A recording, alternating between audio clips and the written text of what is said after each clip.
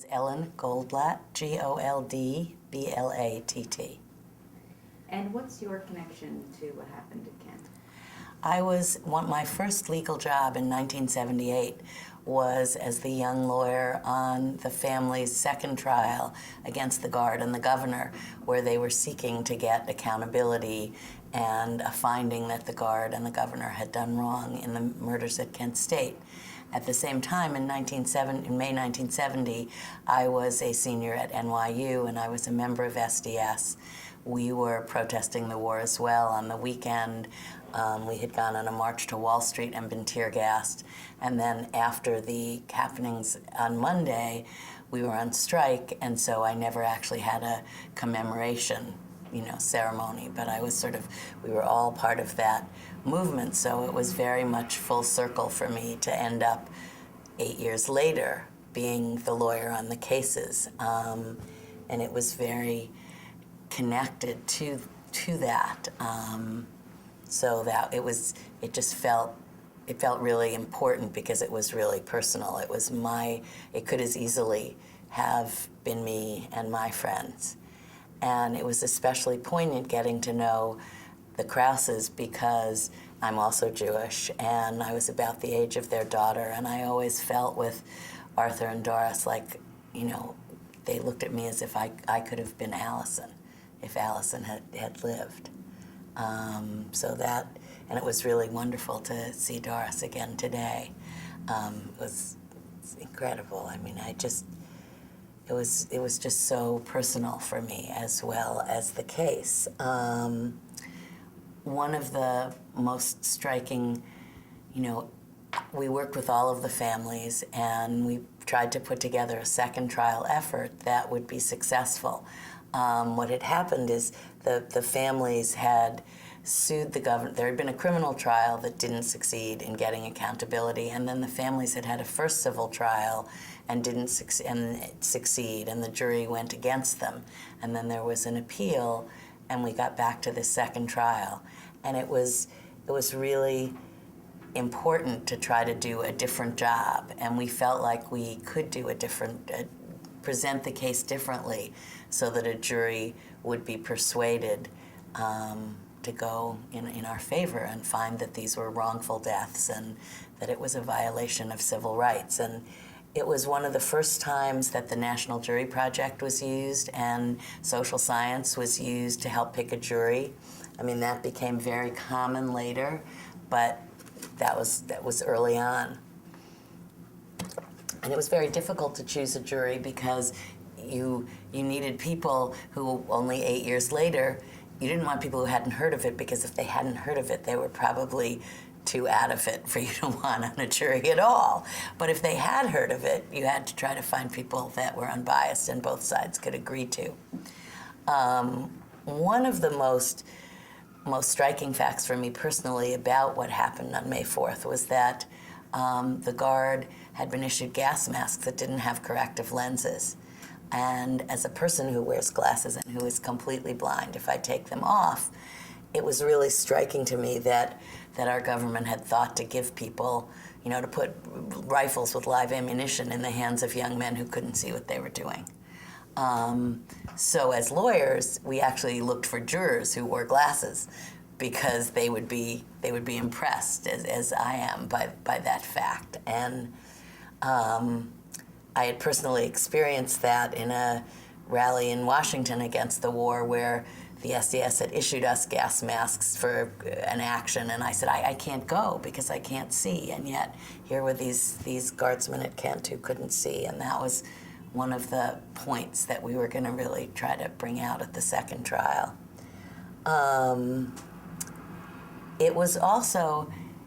It was really a commitment of the trial team to try to listen to the families.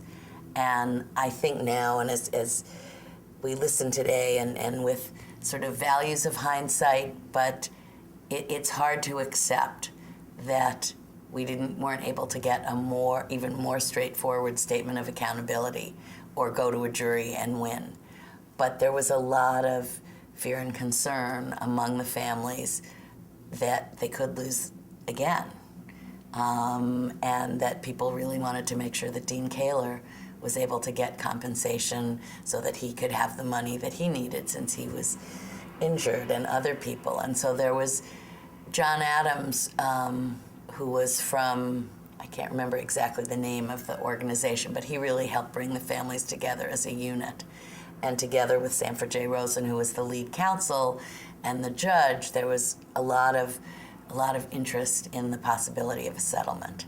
And in the end, there was a settlement that ended up in a statement that in the press we like to call an apology at the time, but that really is not everything that everyone would want. And I know the Krauses today look at it as insufficient, and it wasn't what anyone totally wanted. And as lawyers, we certainly would have liked to complete trying the case, but it didn't seem like what the gestalt of all of the families, given all of the considerations, wanted at that time. So let's see what else. Those are some of the important facts about the trial to me. Are there others that? What do you think the significance was of the settlement and of the letter? I think that the letter, by saying at least that other means should have been found, and it was clearly a statement of regret. A statement of regret is not the same as admitting that they were really responsible and had done something wrong. But there was a lot of negotiation over these words, and in the end, we would have much rather had the words from the report that it was really undeniably, which I can't repeat offhand, but were repeated today, that it was undeniably wrong. But I think it went some way to getting the defendants on the hook to say that this was at least, that this was not a good thing, and that it was, as far as I think, even with a good judge and a lot of pressure on both sides, that we could get. Interestingly, one other personal connection I ended up having to the case was that my mother lived in Florida, and she was walking in her neighborhood one day and met a new neighbor, and like all good Jewish mothers, she liked to talk about me, and somehow, even though it was already years ago, she managed to tell him that I had worked on the Kent State cases. And he started to cry and said that he was one of the guardsmen who had been on the Hill that day. And that was all, he said it was the worst day of his life, and then he was in tears, and he went back in his house, and he never wanted to talk to her about it again. But that was pretty powerful evidence that it hurt on both sides. So I think the civil litigation made a lot of difference, given in the whole way that it proceeded and the way that it put together. It moved the families together and gave them a chance to have a strong voice at a time and really put forward. It allowed us to put the photographic evidence together. One of the other things we had done really differently than at the first trial was create a photo album with all the photographic evidence in order. And so we thought that would have been a powerful way for the jury to see it. But even though it didn't go to the jury, it created, it was a good organized record that was one of the first steps. We also were able to unearth, through our discovery, a lot of the documents that have been used over the years by all sorts of people. And at first, research into what happened at Kent State, and that have become part of the archives. And at first, a lot of those documents that were discovered from the government were put under seal. And at the end of the case, we were able to challenge that and make sure that they weren't sealed, and they were able to be given to the archives here and to other places for research, which I think was another important thing that the case did. So I think a lot of the living wounded felt good about it. I think it was definitely harder for the families, too. Do you think that if the second case had gone to trial, that more truths would have come out about what happened at Kent? We thought, I don't know if more truths would come out on the stand. I felt as a young lawyer that we could win. But you're always really eager as a young lawyer. I think we could have told the story really compellingly and really in an orderly fashion that would have made it clear. So do I think that the press story that would have come as the press reported on the trial would have allowed more people to know the truth at that time? Yes. Do I think, I think it's unlikely that some, new smoking gun would have been revealed by a defense witness on the stand. That doesn't happen as often in real life as it does on TV. But I think that the press reporting of the trial would have been a good way to set forth for the country in an orderly fashion what happened and how wrong it was and how the guard were really either directly ordered to shoot or so unsupervised that it wasn't a criminal trial, but that it was completely negligent to let these young men out there. And perhaps we could have shown that there was, an order to actually shoot. So. From your experience preparing for this trial, who did you come to think was responsible for what happened on that day? Interestingly, I think in some ways that Governor Rhodes was the inspiration, that his speech on Sunday really gave the impetus and the okay to the guard to go out and show these unruly students who was boss.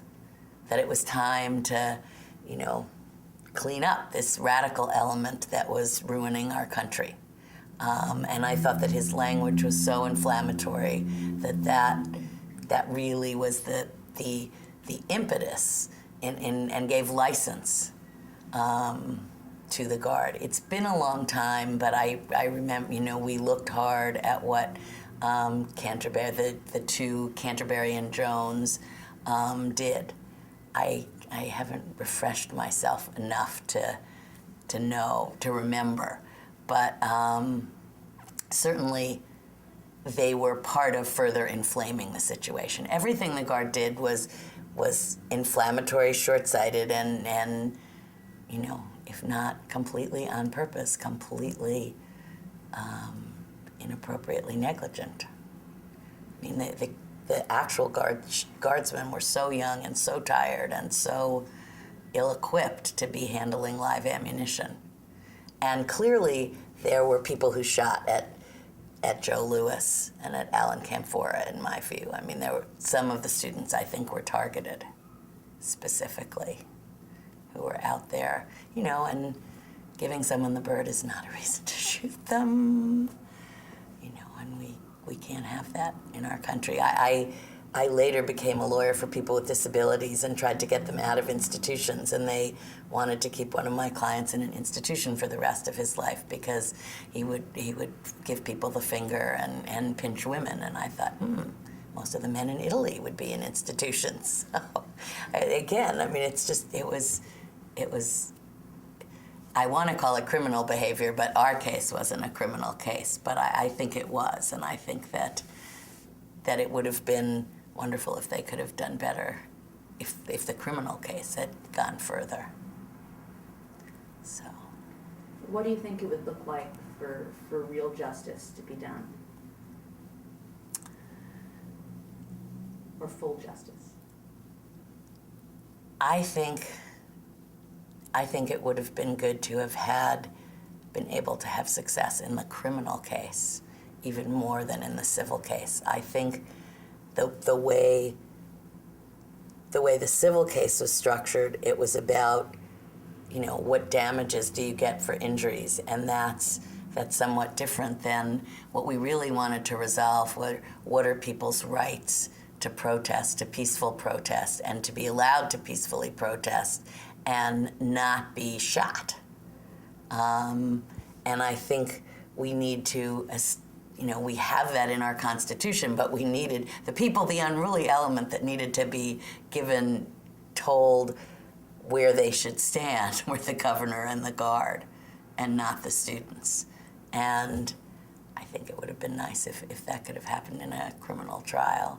It would have been good if it could have, happened in the civil trial. But that was there were always two parts to that. The hook for a civil case was, do people get damages for this violation of their civil rights?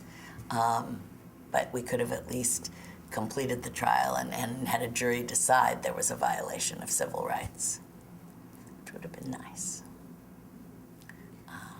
Do you think the civil case had an impact on the way the National Guard handled civilian protests? I think the aftermath of Kent State, the trials, and the study, the congressional study of unrest, all did have an impact. I think it took time, but I hope it did. We haven't seen quite the same thing, so I certainly hope it did. It's hard to say. It's hard to say when our government will get so incensed, but that it would do that, but it hasn't. So that's kind of good news. But, unless you have anything else that you think is I important think to add. that's what most, and I think you could probably add. So I think that's primarily, I think it was, for me it was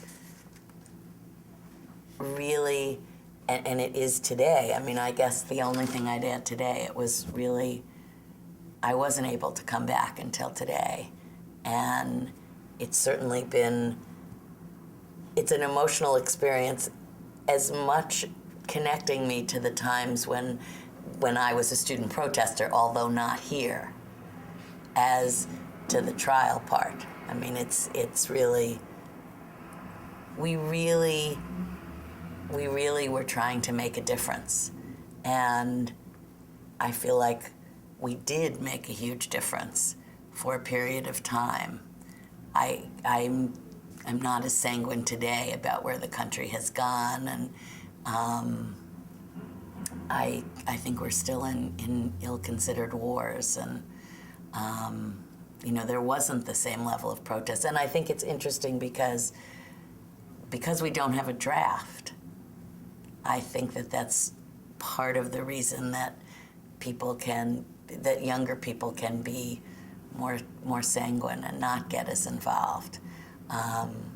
But it's been really wonderful seeing the members of the families that I knew that. So I'm happy to have had this opportunity, and I think what you're doing is wonderful. I really believe in oral histories, and that's the way that we need to collect them. So it's great what you're doing, and thank you. We had one sidelight that I forgot that was really indicative of the way the defense handled the trial. I mean, they were very aggressive throughout a lot of this. And the trial was in Cleveland in the old federal courthouse that has murals. And the murals in this courtroom included the 10 Commandments. And so they included thou shalt not kill. And the defendants actually made a motion to cover the mural in the judge's courtroom so that they could put something over this thou shalt not kill. And the judge wasn't having any of it. He said, this is my courtroom, this is the way it's always been, we're not doing that. And so there was behind the judge in this mural, thou shalt not kill, which we always thought was right on. There have since been rulings that you shouldn't have these religious things, but this was a very old courthouse, and he didn't let them get away with it. And I guess the other conclusion to my issue about the guardsmen and the gas masks is Sanford Rosen also wore glasses, and so one of my favorite parts and the best part of his opening statement, which he did get to give, was as he told the fact that they didn't have that, he removed his glasses, and it was a very dramatic, and as I said, for those jurors that we'd gotten that wore glasses, I think a powerful piece of the trial. And it was really amazing because as Bob said, which it reminded me, the whole trial team, which consisted as well of Dave Engdahl, who was from the first trial and was a photographic expert, Steve Keller, who'd been with us, was the paralegal all the way for all the years of the case, up and down, myself, Bob, and then Reese Davis, who was kind of our Ohio lawyer. We all lived along with a secretary that we brought from San Francisco, because I worked with Sandy in San Francisco, in one apartment building in Cleveland. And this apartment building had a movie theater, a grocery store, and a bar, all right in the apartment building. And so since we were living there from December through January, when it was cold, it was kind of this contained world, and it was like a couple blocks from the courthouse.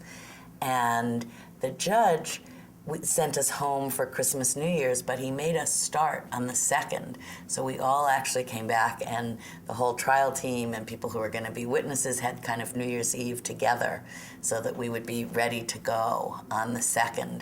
And then when the case did settle, the witness who was on the stand, who was a local prosecutor now because he'd grown up, he'd been a witness at the time, we all had this really big party with family members who were there in these apartments that we had. So there was a lot of strength of feeling, and there was a fair amount of feeling that we had really accomplished something, in putting this together, and it was in general good. And we certainly, the defense's lawyers certainly felt like they had not been successful in just being able to defeat this again. So that's that. Thank you. Thank you.